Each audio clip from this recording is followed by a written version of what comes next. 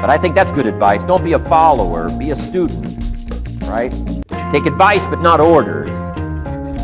Take information, but don't let somebody, order your life. Make sure what you do is the product of your own conclusion.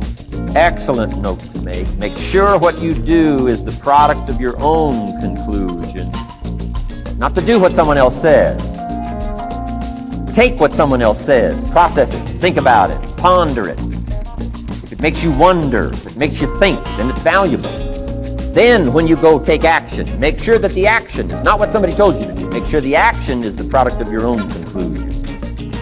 If you'll follow just a little bit of those simple guidelines, I'm telling you, the learning process can be speedy, swift, powerful. Your learning curve can go up, and then applying it to your business, your life, your family, conversations, equities of all kinds. You'll find some progress like I did that first 5 years when I met a teacher willing to share with me, turn my life around. Progress I couldn't believe happened for me. Okay. Philosophy, as I taught the last time I was here, philosophy, in my personal opinion, is the major determining factor in how your life works out. Philosophy, the major determining factor in how your life works out. Philosophy. To form our philosophy, you got to think. You got to use your mind. Got to process ideas. This whole process over a lifetime, starting way back here when we were children, schools that we've attended, our parents, our experiences, all this stuff that we've processed by the thinking process helps to develop our philosophy. And in my opinion, each person's personal philosophy is the major factor in how your life works out. Here's what I called it in that last presentation when I was here. It's called the set of the sail. Each person's personal philosophy is like the set of the sail. Now, I used to think it was circumstances that ordered my life. If someone would have asked me at age 25, Mr. Rohn, how come you're not doing well? Pennies in your pocket, creditors calling, nothing in the bank, behind on your promises to your family, you live in America, 25 years old, got a beautiful family, every reason to do well, and things are not going that well for you. What is wrong here? It would not have occurred to me to blame my philosophy. It would not have occurred to me. Saying, well, I got this lousy philosophy, and that's how come I got pennies in my pocket and nothing in the bank, things aren't working well. That would not have occurred to me. I found it much easier to blame the government. Much easier to blame the tax problem. I used to say taxes are too high. Top tax rate when I first started paying taxes, 91%. Back then, when your income reached a certain level, all your income over that, 91%. So I used to say that's too high. Now the top tax rate's about 33%. But people are still saying what? Taxes are too. See, but you can't use that anymore. If it's gone from 91 to 33, how could it be too high? Come on. I threw all that old excuse stuff away. Some people found it though, and they're using it these days. My old list. I used to blame the traffic, the weather, used to blame circumstances, right? People say I'm too tall, I'm too short, I'm too old, I was raised in obscurity, raised on a farm, parents of modest means, all the stuff. If you were to ask me, how come you find yourself here, Mr. Rohn, age 25, living in America, land of abundance and opportunity, pennies, zero in the bank, not doing well, creditors calling, it would not have occurred to me to blame my philosophy. I found it easier to blame the company policy. I used to say, if this is all they pay, how do they expect you to do well? So I figured that, my future was going to be tied to what everybody else was arranging, the economy and, right, interest rates. I used to say things cost too much. That was my whole explanation, not my philosophy, until my teacher taught me better that this is where the problem was, my own personal philosophy. Here's what's exciting about each person's personal philosophy. That's what makes us different than dogs and animals, and birds, and cats, and spiders, and alligators. That's what makes us different than all other life forms. The ability to think, the ability to use your mind, the ability to process ideas, and not just operate by instinct. In the winter, I'm telling you, the goose can only fly south. What if south doesn't look too good? Tough luck. It can only fly south. But see, human beings are not like a goose and only fly south. I mean, you can turn around, go north, you can go east, you can go west, you can order the entire process of your own life. And we do that by the way we think. We do that by exercising our mind. We do that by processing ideas and come up with a better philosophy, a better strategy for our life, goals for the future, okay? Plans to achieve those goals. All this comes from developing our philosophy. Philosophy helps us to process what's available. Well, when we get here, we got seed, and we got soil, and we got some rain, and we've got some what? Sunshine, and we've got some seasons, and what? The miracle of life. Now, the key is, what do you do with all this stuff? How do you turn all this stuff that's available here into equity and promise and lifestyle and dreams and future possibilities? All of this that's possible now with human beings, how do you take all this stuff and turn it into this equities and values? Well, it starts with philosophy. What is the seed? What is the soil? What is the sunshine? What is the rain? Is it possible to take some of each of all the stuff that's available and turn it into food, and turn it into value, and turn it into nourishment, turn it into something spectacular and unique that no other life form can do? And the answer is yes. But you cannot deal with all this stuff and what to do with it unless you start refining your philosophy. Think, use your mind, come up with ideas, and strengthen your philosophy. So the seed and the soil and the rain and the sunshine, this is called, the economy and the banks and the money and the schools and everything that's available out there, processing information, what to do with all that, and turn it into equity and value. That is the major challenge of life, my personal opinion. So each person's personal philosophy now is going to determine what you're going to do with seed and soil and sunshine and rain, miracle, the change of season. That's it. My personal opinion. Each person's personal philosophy is like the set of the sail. That's what this seminar is for today. Help you to trim a better sail. You don't need a better economy. You don't need better seed and soil. In fact, when it comes to seed and soil and rain and sunshine and seasons and the miracle of life, that's all you got. Now, what if you blame this stuff? Then you're blaming all you got. If you blame the economy, and you blame the schools, and you blame the teachers, and you blame the sermons and the preachers, and you blame, the marketplace, and you blame the company and company policy, what else is there? When some people get through with their blame list, there isn't nothing else. That's all there is. And if you blame the only thing you've got to work with, I'm telling you, it's called mistake colossal.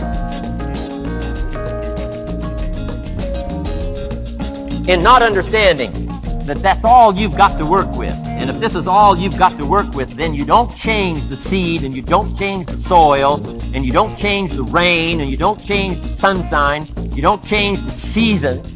Right? Guy says, I'll take 3 springs, 4 summers, 9 falls, no winters. No, you can't fool with this stuff. You got to take it like it comes. Then what do you change to make your life work well? You got to start with your philosophy. Guess what I had to do at age 25 in order to change my own future? I had to change my mind. I had to change my thinking. I had to change my philosophy. I was messed up on what was causing my problems. And once I got that straightened out, that all the stuff I blamed, the government, taxes, the marketplace, the economy, and things cost too much, negative relatives, cynical neighbors, once I got rid of that and started going for where the real problem was, which was me, I'm telling you, my life exploded into change. My bank account changed immediately.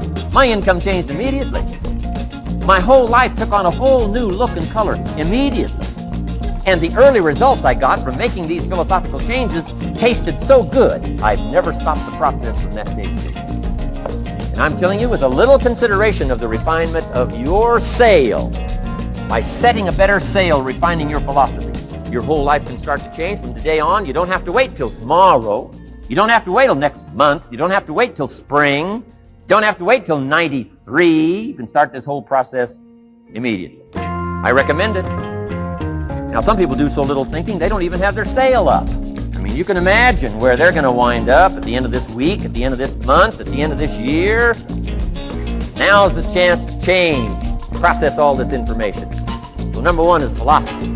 Okay. And we dealt with all that, where we get ideas, from personal experience, from other people's experiences. I don't want to get into all those details because we covered that the last time I was here. But philosophy, that's number one, my personal opinion. Each person's personal philosophy. Here's the definition of success and failure. Just make this note. Here's failure. A few errors in judgment. Repeated every day.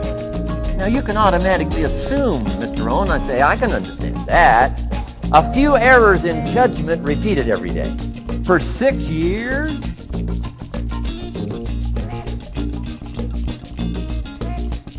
I'm with my father. I think I told this story the last time I was here. My father, 88 years old, he's never been ill, still hasn't retired. Not long ago, midnight, we're getting ready to go to bed. We've drilled a new well, got some extra water, got some more acres going, he's all excited. At midnight, we're getting ready to go to bed. My father's eating what he calls his midnight snack. A little bite to eat before you go to bed. Don't have to go to bed hungry. And I'm watching him eat this midnight snack. Guess what he had? An apple, a few graham crackers, and a glass of grapefruit juice. I said, no wonder my father's so healthy. My mom taught us all those good health practices. Taught me when I'm growing up, right? I'm an only child. I've never been ill. Passed the big 5-0 some time ago. My 2 daughters, 32, 33, never been ill. My grandkids, never been ill. I'm telling you, the legacy lingers on. As I watched my father have this midnight snack, suddenly it occurred to me. I know that's part of it. An apple, what? A day. That's gotten to Dallas-Fort Worth, right? An apple. An apple a day keeps the doctor away. Good question for this intelligent audience. What if that's true? You say, well, Mr. Rohn, if that's true, that would be easy to do. Then what's the problem? It's easy not to do. It's easy not to adopt it as your own personal philosophy. Or the guy messed up to say. The guy says a Hershey bar a day. Say, no. No. You've been watching too much television. It is not Hershey bar. You've got to be smarter in philosophy than to fall for the Hershey bar a day when it's an apple a day. You've got to be smarter than that. And if you make that kind of an error in judgment every day for 6 years, I'm telling you, it'll accumulate into disaster. Sometimes the first year you say, well, you know, I'm so healthy now, what difference is it going to make? You've got to be smarter than that. Just because disaster doesn't fall on us at the end of the first day doesn't mean disaster isn't coming. You've got to be so smart that you look down the road and say, will the errors in my present judgment of philosophy, what's that going to cost me in 1 year, 6 years, 1 month, 6 months? I'm telling you, the money cost and the health cost and the success cost is too gigantic if you'll look down the road a little ways and say, are there errors in my current judgment like an apple versus a Hershey bar? Is that just a good illustration of some of the rest of my errors in judgment? If it is, that's where I found myself at age 25. I started working when I was 19. I met my teacher who helped turn my life around when I was 25. That's 6 years. At the end of the first 6 years of my economic life, I've got pennies in my pocket. I've got nothing in the bank. The creditors are calling saying, hey, you told us the check was in the mail. I'm embarrassed. I'm behind on my promises. I live in America. I'm 25-year-old American male. I got a nice family, every reason to do well. And I'm messed up. Now, what's messed up? I used to think it was the community that was messed up, and the country was messed up, and the government was messed up. If those Democrats ever get in the White House, that'll really mess things up. If the Republicans stay in power, that'll really mess things up. The economy was messed up. Interest rates are messed up. I thought all this stuff was messed up. Then I found out that's not what was messed up. I was criticizing the only thing I had to work with. What was really messed up was my own personal philosophy.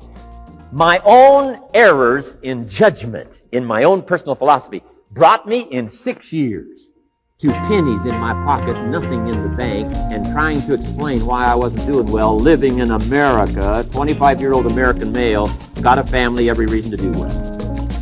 Now, once I understood this, here's the formula for failure: errors in judgment, being lax about developing your own personal philosophy. I'm telling you, it's called accumulated disaster. It doesn't matter whether it's your health or your bank account.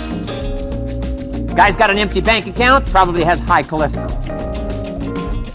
Why? Over the last 6 years, he never paid attention to either one.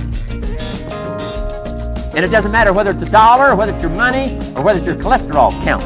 All you got to do is commit the errors, and just because disaster doesn't fall on you at the end of the first day that you don't eat an apple. You say, well, I didn't eat an apple today, and tonight I'm not ill. Well, you got to be brighter than that. Someday you got to leave first grade. The reason we make those first grade desks so small so they won't fit at age 25, right? You don't belong here anymore. Come on. Now let me give you the secret to success. Formula for failure: a few errors in judgment repeated every day for 1 month starts the weakness, starts the disaster process. You can imagine what happens in 6 years. Now here's the formula for success: a few simple disciplines practiced every day. And you've started a whole new process called a whole new life. A few simple disciplines practiced every day. And if you decide today to go for the apple instead of the Hershey bar, I'm telling you, you have begun the process of turning your life around. And if you keep up that process, not only with your health habits, but with your money habits and with your communication habits, with your sales habits and management habits and every other habit that you got, if you'll start that process, eliminate the errors and replace it with disciplines practiced, I'm telling you, you can start this process of life change immediately. After today, you don't ever have to be the same again. Only by choice. You don't have to walk out of here the same as you walked in today. Only by choice. You can start a whole new process. And you say, well, Mr. Rohn, is it that simple? Yes, it's that simple. Where else would you start but with an apple?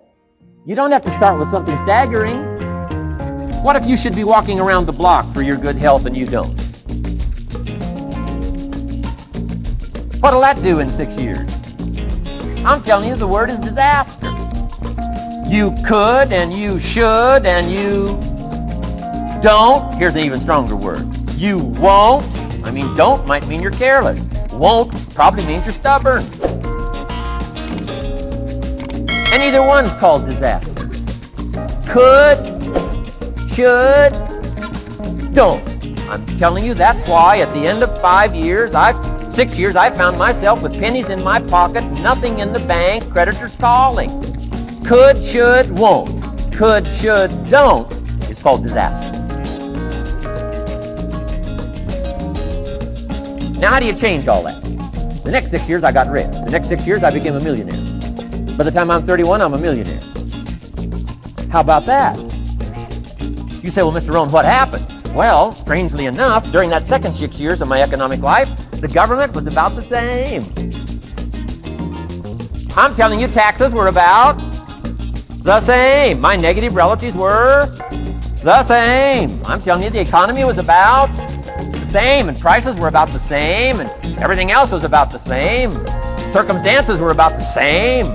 Then how come I got rich? How come I totally changed my life? I was not the same.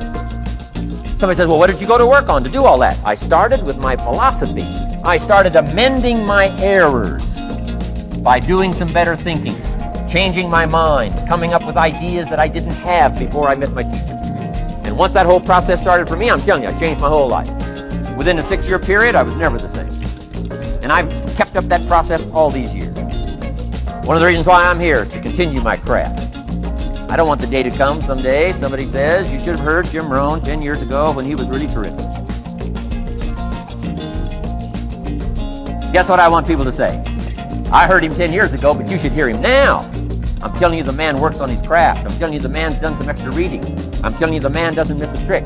I'm telling you, he's worked hard on himself. That's why he's able to deliver like he does. The same thing can happen for you as a teenager. It can happen to you as a mother, as a father, as a business person, as a salesperson, running a business.